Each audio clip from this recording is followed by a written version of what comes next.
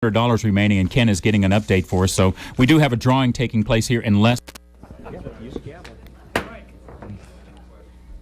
It is 4 o'clock. We'll go ahead and get this November 8th meeting of the Salina City Commission going here. Would the clerk please call the roll? Mayor Peck. Here. Commissioner Angel. Commissioner Arbke. Here. Commissioner Jennings. Here. Commissioner Larson. Here. Would you please stand and join us for the Pledge of Allegiance and a moment of silence? To the flag of the United States of America and to the republic for which it stands, one nation under God, indivisible, with liberty and justice for all. Thank you. This time we'll open the meeting up for the Citizens Open Forum, which is a time for any citizen to come forward and discuss something that might be on their mind that is not on today's agenda.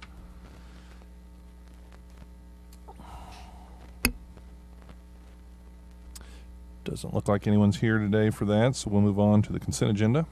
Item 6.1, approve the minutes of November 1st, 2010. Item 6.2, resolution number 10-6777, appointing Marie Johnson to the Human Relations Commission. Item 6.3, approve change order number 1 for the South 9th Street Phase 4 Median Landscaping Project number 10-2835. Item 6.4, award a bid for the landfill fence installation Phase 1 project number 10-2845 to Eastside Vinyl in the amount of $21,011.02. Is there an item a commissioner would like to see removed from the consent agenda? Can I just ask a quick Sure. question instead of pulling it off? Mike, on 6.4 for the landfill fence, the bidder, Eastside Vinyl, is from Topeka, Indiana? That's correct. Okay, wanted to make sure that wasn't a typo or a misprint. No, it's Topeka, Indiana. Okay, so the lowest bid came from Indiana. That's Okay, correct. thank you. Thank you. Okay, I'll accept a motion. Move we accept the consent agenda. Second. It's been moved and seconded that we accept the consent agenda. All in favor say aye. Aye. Aye. All opposed, same sign. Motion passes 4-0. Moving on to development business. Item 7.1, application number Z10-6, requesting a change in zoning district classification from R to PC1 on property legally described as lots 1 and 2, block 7 in the Rolling Hills addition. Sub item 7.1A, first reading ordinance number 10-10578. Mr. Andrew? Thank you, Mayor. Mayor and Commissioners, this is an application to rezone a vacant or 2 vacant residential lots to commercial designation to allow for some limited commercial development, and we are at the northwest corner of Marymount and Crawford. And the Rolling Hills addition, which you see featured on the aerial photo there, was platted in 1959, and so by our math, this property has been vacant for 51 years as currently zoned. And so since its inception, it's been zoned as a residential lot. The 2 lots to the north, which are the location of fire station number 4, is also zoned residential. The fire station was built there in 1969, and so since the fire station was built, the property to the south has remained undeveloped and has been held in various ownerships, but never by the city of Salina. And the reason for that was, as the city grew to the east and southeast, it was believed to be more likely that the station would be relocated as opposed to being any additional investment or expansion at that particular location. So the city has never had any interest in this lot for fire station expansion. The only conversation staff has had with different parties who were trying to figure out how to fit an office building on the property, but none of those materialized into an actual application to change the zoning. So we've had a recent purchase here from Security Savings Bank by the W.E. Shepherd Construction Company, and the property in question is 136 feet of frontage on Crawford and 160 feet on Marymount and Briarcliff. And so after the purchase by the new owners, they discussed different options for applying to get the zoning changed, and originally applied for a straight C2 neighborhood shopping designation. I think the lesson the applicant learned here, and staff and the commission and neighbors as well, is that the applicant may very well have a vision in their heads for what they think the property development is going to look like, but unless that's shared in some way with the neighbors and with the planning commission, it's difficult for everybody to have the same vision. So the neighbors and the planning commission were not sold on the idea of a straight C2 zoning, and directed the applicants to come back with a planned C1 application, which C1 limits the property to office use only. So in September, there was a plan that was modified. A hearing date was set for October 19th. Neighbors were given an opportunity to see the specific plan and the particulars and respond to it. And so I think the result of that was we went from widespread neighborhood opposition to general support in the neighborhood for this specific plan. One thing the Planning Commission was to look at, and you are to look at, is the period of time this property's remained vacant as residentially zoned. Essentially, anybody has had an opportunity to build a house on it in the last 50 years, and nobody has chosen to. So that's an indicator that maybe there's not a very good market or desirability for residential use.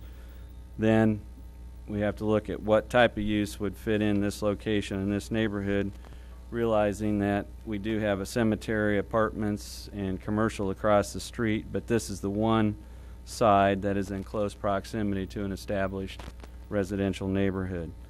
So taking that into account, I think the applicants they obtained the services of a local architect. They developed this plan and these renderings for a office building that would fit well on this site. So really the question that's before you today is whether the existing R zoning should remain in place, or whether this is suitable for some form of commercial development, and if what you see today looks like that is it. We think that the plan and the uses proposed are compatible with what you see across the street on the east side of Marymount. We do have a signalized intersection here. Crawford carries over 12,000 vehicles a day, and Marymount 2,400. And if you're familiar with the crest of the hill and the speed of the traffic, having a driveway on Crawford was not a good location. So, and the neighbors on Briarcliff didn't really want traffic on their street. So the plan that you have in front of you has access limited to Marymount Road. And so the particular plan, if you could go to that, Dustin, the plan is for a 84 by 50 foot one-story office building. The building itself would cover close to 20% of the lot, but over 50% of this site would be left in some form of green space. So that does preserve a good part of the green space on the site. It would be a brick building with heritage type asphalt shingles.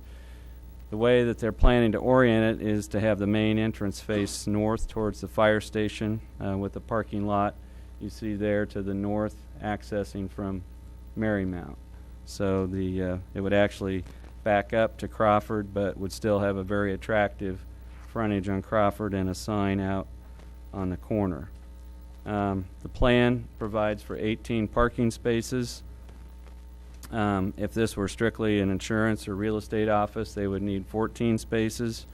If it were devoted to medical or dental uses, they conceivably could need 21.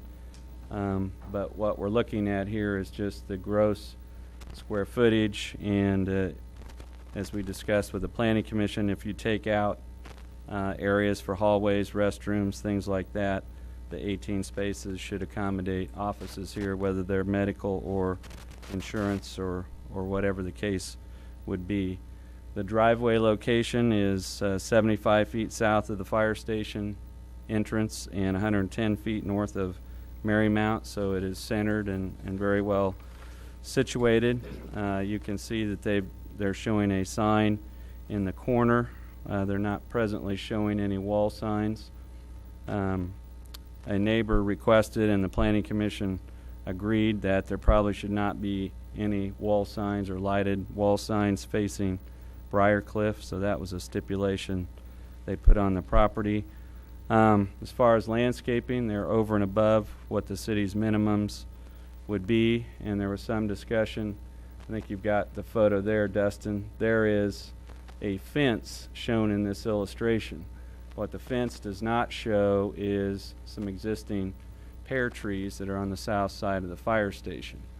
And firemen didn't do too good a job of measuring, so the trees are about half and half on this property and half on the fire station property, so they're shared trees at this point.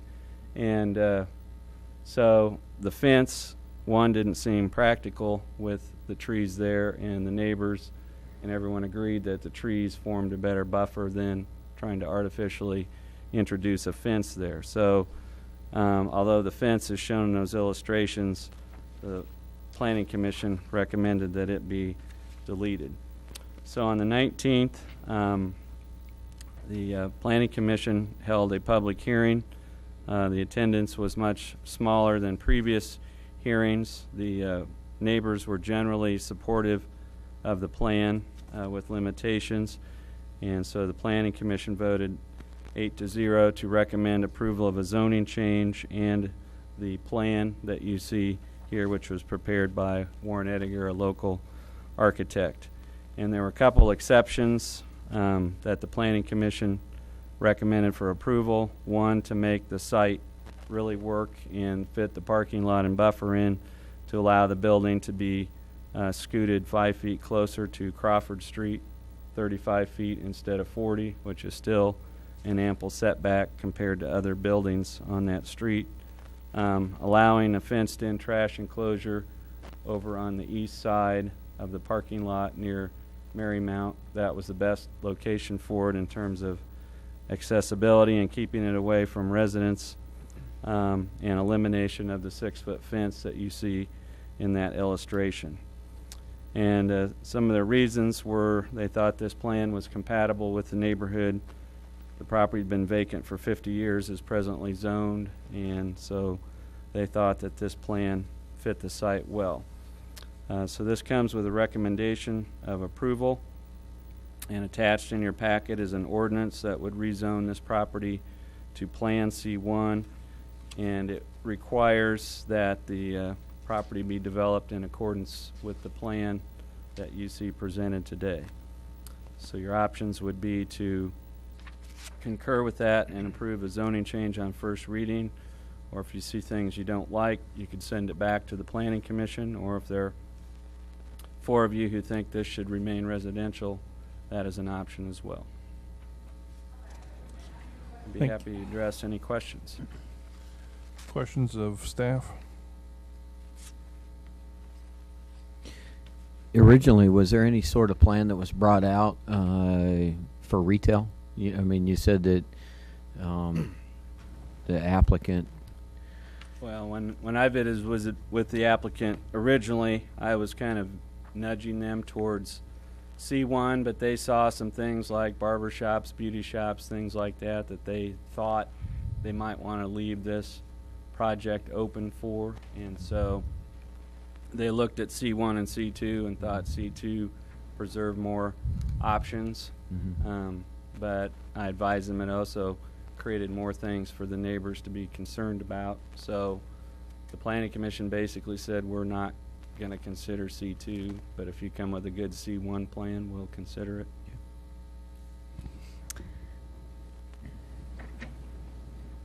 But there was no drawing or concept or anything when it was C2. It was just a request. Yeah, a request to change the zoning. Was that it? Yes. What I can see by the summary of the minutes, in your best estimation or your best guess, were the residents of the surrounding area, were they okay with it leaving it like this by the time you left the meeting? Seemed like there was a lot of people that wanted to leave it the same. They didn't want any improvements, and, well, if you did this, we're okay with it. And I couldn't really get the feeling at the end of the meeting that were they okay with Well, I think the recommendation? you'll see Mr. Hutchison's name mentioned in there quite a bit. He actually initiated and circulated a protest petition against the request that almost all the neighbors signed. But there was a neighborhood meeting prior to the October 19th Planning Commission meeting, and at the conclusion of that meeting, most of the opposition had disappeared. So the neighbors were all notified to come to the 19th, but having had a chance to review the plan in advance, have a meeting with Mr. Shepherd ahead of the Planning Commission meeting, I think most of their concerns were taken care of. So we did not have any opposition Okay. after this plan was presented. Okay, so you think that the residents are okay with that? And then one of the comments here is that the reason that no one has ever built on it is because it's a terrible lot. Are there drainage issues on that lot, or was it just because of the corner that you mentioned with the intersection and the traffic? And You have it zoned residential, and I compared this to Mr. Shepherd, to the triangular lot that's at the corner of Belmont and Magnolia. There's a triangle-shaped lot. It was zoned there residential for years. Nobody wanted to build any houses on it. There were, by my count, 6 different applications to rezone it commercial. They were all defeated, and then Solomon Bank came in with a plan, met with the neighbors. Neighbors liked the plan, liked the use, and it's a bank today. right. And there have been plenty of chances to build houses. It's not particularly desirable as a residential lot. And so I guess the comment about it being a terrible lot referred to it for residential use. Okay, well, I was concerned about the residents. But there's not a physical problem other than with 3 front yards, you have to be creative of how you site your building and parking and those things. Okay, all right, thank you. Further questions? Thank you. Thank you. Is there any public comment?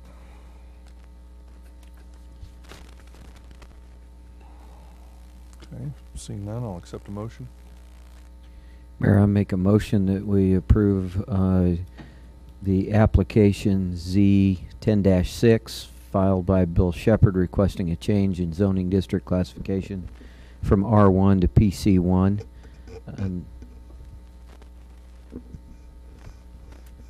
Second. I been felt like I moved. was going to say something more, but I didn't. It's been moved and seconded that we adopt ordinance number 10-10578. All in favor, say aye. Aye. Aye. All opposed, same sign. Motion passes 4-0. On to administration. Mayor, I move we recess into executive session for 30 minutes to discuss with legal counsel matters subject to attorney-client privilege for the reason that public discussion of these matters would waive the privilege and adversely affect the city's interest in the matter, and reconvene at 4:50. Second? It's been moved and seconded that we recess into executive session. Do we expect any action? We don't. Okay. All in favor, say aye. Aye. Aye. All opposed, same sign. Motion passes 4-0. We're in executive session.